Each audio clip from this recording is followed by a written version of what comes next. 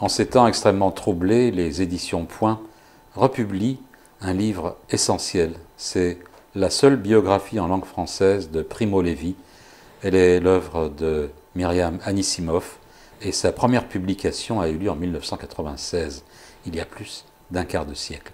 Myriam Anissimov, bonjour. Bonjour. Pourquoi cette réédition qui vient à point nommé d'ailleurs? Parce qu'elle avait d'abord paru en collection de poche chez Hachette. Ils l'ont réimprimée 2 fois, parce qu'elle se vendait très bien. Et au bout donc d'une dizaine d'années, puisque les contrats, je crois, étaient décennaux, ils m'ont écrit que Primo Levi n'intéressait plus personne et qu'il me restituait mes droits. Donc, c'est une bonne action, oui. Myriam. Et je pense qu'il est peut-être bon de rappeler, pour les internautes qui n'ont pas nos âges, qui était Primo Levi. Alors Primo Levi était un pur produit de la culture turinoise, intellectuelle du monde intellectuel turinois et des juifs assimilés, qui avaient produit une élite extraordinaire. Alors, tous ces juifs-là, en 2 générations, avaient oublié pratiquement toute leur culture, puisqu'ils parlaient même une sorte de judéo-italien, dont certaines traces sont encore dans l'italien contemporain. Je peux vous donner un exemple. Par exemple, dans la Via Lagrange, dans une des très belles rues de Turin, il y a un très beau marchand de fromage de luxe et ça s'appelle Baita del Formaggio. Les hébraïsants auront compris. Et pareil pour les tissus, puisque dans la voie Via Roma, tous les magasins de tissus étaient tenus par des juifs, ils faisaient le commerce de la soie. Et donc les imprimeries, les imprimés avec des poids s'appelaient des kinim. Voilà, il y a beaucoup de mots comme ça qui sont rentrés dans l'italien. Alors Primo Levi était chimiste à Turin. Oui, enfin, c'était le rêve de sa vie, c'est très important parce qu'il a fait ses études dans le meilleur lycée de Turin, où enseignait Cesare Pavese, Norberto Bobbio, enfin les grands esprits du Piémont. Et il était outré, c'est très important justement de dire comment il est devenu chimiste, par l'enseignement classique, bien qu'il adorait le latin, le grec mais on leur expliquait, surtout pendant l'époque fasciste, que la culture humaniste n'était pas intéressante et surtout que les mathématiques c'était pas intéressant, que la science ça n'avait aucune valeur, que c'était bassement matériel. Or lui était passionné par l'approche grecque de la matière. Il appelait ça il, et donc il était un révolté silencieux contre l'enseignement de ses maîtres. Et il a tout fait pour réussir le très difficile concours d'entrée, très élitiste, à la faculté des sciences de Turin. Et alors survient la guerre et Primo Levi, juif assimilé, se retrouve, après un parcours un peu que vous racontez dans sa biographie, il finit par se retrouver à Auschwitz. Oui, alors quand même, il faut dire que à part 1 ou 2, tous les profs ont accepté le fascisme et aucun professeur ne voulait le laisser passer sa thèse, soutenir sa thèse, alors qu'il était le plus brillant étudiant de toute sa promotion. Et donc il s'est adressé à un personnage que j'ai rencontré qui est un juste, qui s'appelait Nicolas Dalla Porta, et qui, un soir, il rentrait chez lui, et Primo Levi a pris son courage à 2 mains, il a arrêté sa bicyclette, il a arrêté ce professeur qui n'enseignait pas dans sa promotion et qui était plutôt physicien nucléaire, et il lui a demandé s'il pouvait l'aider à passer sa thèse. Et il lui a bricolé un sujet de thèse qui était assimilable à son enseignement, et c'est comme ça qu'il a été donc déclaré, reçu avec tous les éloges, mais il y avait marqué « docteur de race juive ». Donc c'était déjà le prélude à ce qu'elle est. Après, il a essayé de rejoindre la résistance antifasciste dans les montagnes, mais il avait un atout qui pouvait lui permettre de survivre, c'est que c'était la grande culture du Piémont. Les intellectuels faisaient de la montagne, qui est toute proche, et ça faisait partie du parcours intellectuel, juif ou pas. Il fallait avoir être alpiniste, et savoir monter les montagnes, jeûner, monter avec un quignon de pain à 2500 mètres en cordée, enfin des choses comme ça. Donc il avait appris à résister à des conditions extrêmement difficiles. Quand il est arrivé à Auschwitz, il pesait 50 kilos.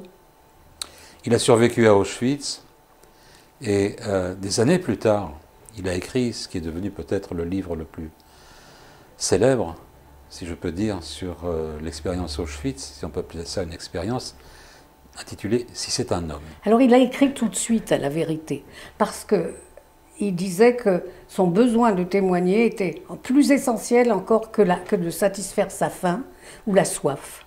Donc il a commencé à raconter dans le train qui passait le col du Brenner et qui le ramenait à Turin. Et les gens le regardaient comme un fou. Il parlait, il a dit, il parlait, il ne pouvait pas s'empêcher de raconter. Les gens le regardaient comme un fou. Et quand il est arrivé chez lui, d'ailleurs, par chance, tous les gens de sa famille avaient survécu. Et donc, personne ne l'a reconnu. C'est la concierge qui a cru que c'était un mendiant qui venait mendier dans l'immeuble. Et quand il lui a parlé, elle a crié « Il Dottore !» et elle l'a accompagné comme ça jusqu'à la maison. Et donc ça s'est transmis dans tout Turin, le Turin intellectuel, et tout le monde a afflué chez lui. Et pendant 2 jours, il ne faisait que raconter. Et donc il s'est tout de suite mis à écrire après. Ouais, mais la publication a tardé. Personne ne voulait l'éditer. C'est-à-dire que ça a été un traumatisme terrible. Il a présenté son texte. Il a été refusé partout, y compris chez Einaudi, qui était une maison antifasciste. Qui l'a refusé? Natalia Ginzburg, l'épouse de Ginzburg, qui était morte sous la torture des nazis à la prison de Regina Coeli à Rome. Elle a dit « Mais ce n'est pas le moment de parler de ça, c'était pas intéressant ». Et donc Lévy était complètement désespéré, et c'est sa sœur qui avait joué un rôle extrêmement important dans la lutte antifasciste. Elle était armée, c'était un partisan armé qui a contacté un intellectuel qui avait fondé une toute petite maison d'édition antifasciste qui s'appelait Franco Antonicelli, qui a publié ce livre en 1947. Ce livre a eu aucune audience. Il en a distribué autour de lui, et le seul article qui était publié, c'était Italo Calvino quand même, qui avait remarqué ce texte. Mais après, c'est tombé dans un silence total. Et les exemplaires imprimés ont été noyés dans les inondations de l'Arno, et donc pendant 10 ans, plus rien. Et alors, le texte a réapparu, et puis en fait, il a fini par être traduit en français, mais très très tard. Oui, et très mal. C'est-à-dire que Primo Levi a fait interdire la traduction. C'était paru, non pas chez Buchet-Salcel, Correa, ça s'appelait, je crois. Et en quelle année, à peu près? Je crois que c'est 49, mais je ne suis pas sûre. Et ça s'appelait « J'étais un homme ». Alors, Lévy était outré et donc a fait interdire ce livre. Et donc, on doit la parution au début des années 80 à Jean-Claude Zilberstein. 1980? Oui. J'ai pris connaissance de ce livre quand Jean-Claude Zilberstein me l'a donné parce qu'il était éditeur chez Bernard de Fallois, chez Julliard. Et donc il m'a donné ce livre, je ne connaissais même pas le nom de Primo Levi. Et j'ai lu ça, et après j'ai lu La Trêve. Et voilà, c'est comme ça que j'ai commencé à lire Primo Levi. Et c'est à ce moment-là, donc après au début des années 80, que Primo Levi est devenu... Non, alors là, pareil. Jean-Claude Zilberstein n'a pas eu un seul article sur la publication en 1900, même pas Le Monde, rien, zéro. Et il a fallu qu'il écrive une espèce d'autobiographie vue par le prisme de la science, la table des éléments de Mendeleïev, le système périodique, et que ça paraisse en anglais, et que Saúl Bellow dise c'est le chef-d'œuvre du siècle, ce livre. Alors tout d'un coup, lui qui était un non-écrivain est devenu une star mondiale. Alors là, évidemment, il a été traduit partout. Il était invité dans le monde entier, juste au moment où il ne pouvait pas aller dans le monde entier précisément. Mais ça a été... Et même le monde intellectuel de Rome le considérait d'une part comme un provincial, parce qu'il était de Turin. Turinois, oui. Et puis, en plus, pas comme un vrai écrivain, puisqu'il était chimiste. Mais alors, Myriam Anissimov, qu'est-ce qui fait que ce livre, ce récit de Primo Levi, si c'est un homme, est tellement prégnant et a fait la différence et est tellement différent des autres récits sur, sur Auschwitz et sur la Shoah? Parce que c'était pendant quelles que fussent les conditions dans lesquelles il était à Buna, Monowitz, dans le Auschwitz III, il s'est comporté comme un sociologue du monde, de la planète exterminatrice. Et donc, au lieu de penser aux souffrances, que ça allait de soi, il avait une mémoire phénoménale, comme rarement des gens ont une mémoire. Il savait le numéro de tous les gens qui étaient autour de lui, le moindre événement. Il notait ça et surtout, il observait le comportement des assassins, des SS, et la manière dont cet univers et ces lois transformaient l'humanité des victimes. Donc c'est un observateur très sévère. Il dit parfois des choses extrêmement dures, surtout dans son dernier livre, Les naufragés, les rescapés, où là c'est presque une sorte il s'élève en juge pour dire la vérité sur cet univers. C'est pas du tout le chant du peuple juif assassiné. Vous voyez, c'est Auschwitz vu par un homme de science, qui reste un homme de science en toutes circonstances. Alors votre biographie, Myriam Anissimov, Primo Levi, ou la tragédie d'un optimiste, qui vient donc de reparaître aux éditions Point, une biographie bien épaisse, 800 et quelques pages, plus une bibliographie et un index. Vous allez au-delà de la vie de Primo Levi et de qui il était lui-même, et vous décrivez aussi le monde concentrationnaire et l'enfer d'Auschwitz, parce que vous avez interrogé et interviewé pendant plus de 4 ans tous les témoins et toutes les personnes qui étaient autour de Primo Levi.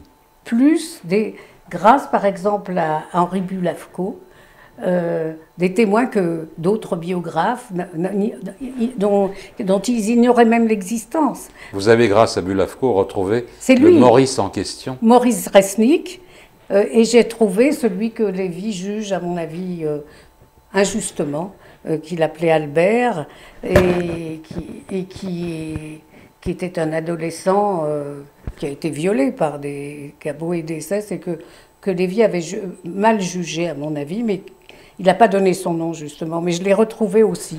Et cela, je l'ai retrouvé grâce à Henri Raximov, qui avait reçu son manuscrit par la poste, et il m'a dit « j'ai quelque chose pour toi ». Et donc, vous voyez, j'ai pu...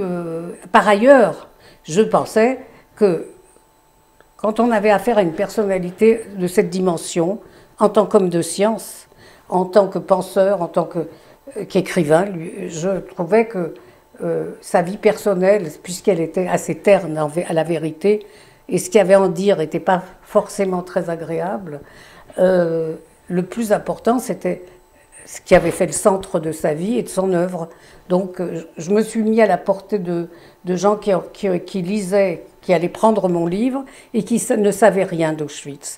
Donc j'ai complété, si je puis dire, entre guillemets, j'ai essayé de situer à chaque moment, c'était ça un travail très dur, à chaque moment de Si c'est un homme et de la trêve, j'ai essayé de donner tout le contexte et tout ce qui était disponible, historiquement, autour de son témoignage, pour les remettre en perspective avec ce qu'on savait maintenant.